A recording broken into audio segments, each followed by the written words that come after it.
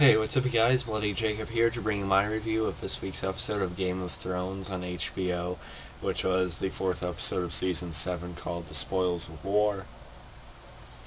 And yeah, I just got back from a horror convention in Chicago, which I posted a video about just a couple hours ago. But yeah, if you guys want to look at that, obviously go to my channel. So I was a bit caught up in all that, but got home and watched the episode of Game of Thrones this week, and it still swept me away. It still blew me away, quite like some of the Lannister army were in this week's episode. If you didn't notice that, or not blown away, more likely just burnt to the point of being Freddy Krueger, and then just ash, or like just skeletons and ash, burned flesh. A lot of things of that nature. But yeah, this is another incredible episode of Game of Thrones. Every episode of Game of Thrones is good, but this season's really been bringing it. I feel like every episode has been really well knit together, really building and just building off of the other. Every episode of Game of Thrones this season has just been increasingly good, increasingly even better than last. I've just really enjoyed the both the pacing of this season, just how everything's coming together like I've really expected it to. Since we knew how long the series was going to go. So 3 episodes total left this season, and 6 hopefully next year. So we'll see. But yeah, of course everyone wants to talk about that battle sequence. But before we get to that, we also had a really major reunion this episode with Arya finally returning to Winterfell. That was great to see. I like how they did that. Something we've been waiting for since since nearly the beginning of the series. This definitely felt much more satisfying than what we got with Bran returning in the previous episode. It was great, with the scenes between Sansa and Arya here. It was just subtle enough to acknowledge how much they went through without really making it feel fake or forced to have them just tell each other about everything. So I felt like that was really realistic, and you can just see the contrast between the two, but yet still there are parallels that they may or may not sense about the other.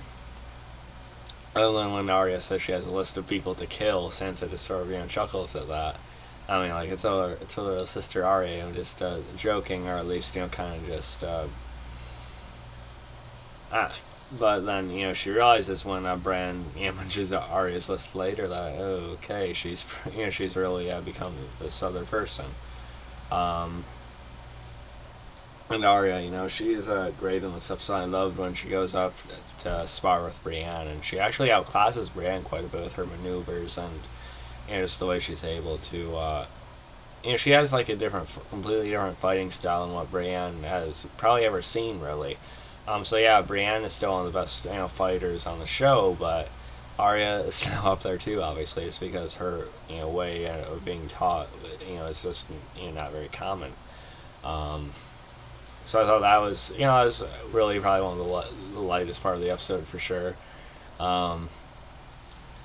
Daenerys, I can't wait for Arya and Jon to reunite. Just like Sansa described it, his heart's gonna, stop or something. It's gonna be great. Daenerys was pretty frustrating this episode. She's been increasingly frustrating for me this season, just with her whole bend the knee shtick. I like Daenerys. She's never been a favorite of mine, honestly. I was siding with Jon all season. I feel like Daenerys is starting to be pretty hypocritical this season, and just sort of, she really just sounds entitled and sort of just full of ego, even though, she's supposed to be otherwise. Jon definitely represents, what she should be. Even though I know she has to think a certain way when she's at war like this, but just the way she talks to Jon and the way she sort of talks down to Tyrion with this, with how the plans are failing, and Tyrion doesn't deny that, but she gets personal. Oh, maybe you don't want to hurt your family so much after all, and I don't know, Daenerys, she's just kind of almost unlikable right now, honestly. But I did like the dragon glass scene and everything like that, but then she still, of course, asked Jon to bend the knee afterward.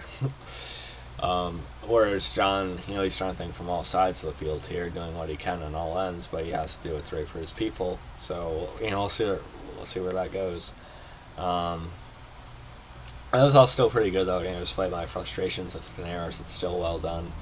Um, and that battle sequence, we gotta talk about that. Daenerys just sends, just goes with herself, flying on Drogon, after, the army that's stationed with Jaime and Bronn.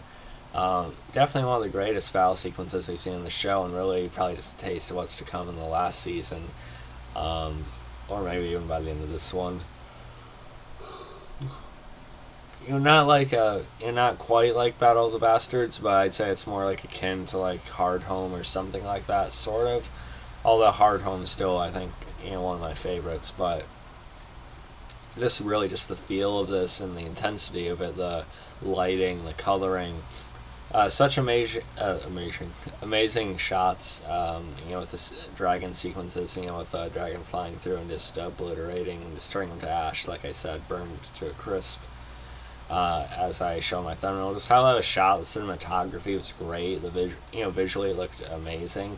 Right up there with some of the best films, and definitely pretty good CG for sure. That just all looked fantastic. Definitely a mix of emotions throughout the battle as well. I mean, you don't want Daenerys' attempt here to totally fail, even though I don't really like her right now, and I definitely think Jaime is a far more interesting character. Still you don't want Cersei just to win because of who else is on the other side. But still, I felt myself rooting for Jaime here, but then I was worried about Drogon, and then I was hoping Bronn would find a way to, keep himself alive. And pretty good that Bronn was able to use a scorpion there, but nails Drogon, I think, either on like the wing or the shoulder area, so it's not fatal, and Jaime charges at Drogon before I think it's Bronn that tackles him to the water in time to avoid the fire. Where he was trying to, probably spear Daenerys, which I wouldn't have minded, honestly, but we knew that wasn't going to happen. Bronn may be dead, but I think that Jaime survived, and Tyrion may try to vouch for him, or, try to keep him alive for as long as he can. I don't know how Daenerys is going to go for that now with the way she talked to Tyrion in this episode. But I still thought it was just, just really a stunning, stunning final, climax in the show, I think. I can't really say enough good things about it.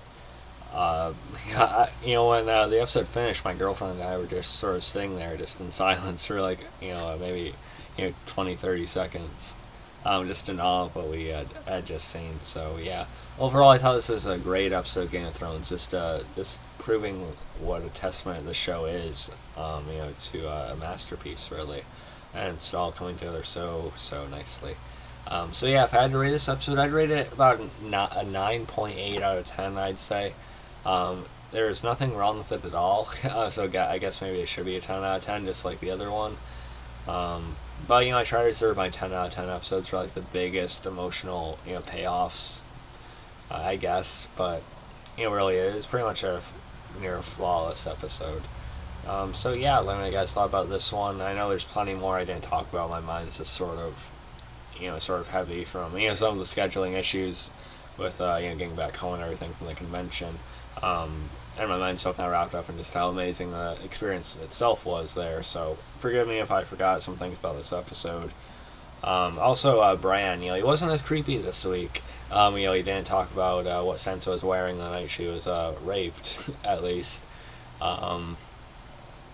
As he explains it, like, or at least as I forget her name for some reason, but who had gotten him there with Hodor and everything before Hodor, held the door. She said, Bran pretty much died that night, and I don't think Bran's going to turn into anything sinister, but I just think a lot of, his human self will made him is gone now. He's just the three-eyed raven, really, in Bran's body, essentially, so, I kind of get that, I guess. But, yeah, so let me know what you guys thought about this one. You can follow me on Facebook, Twitter, subscribe. I'll catch you guys next time. Peace.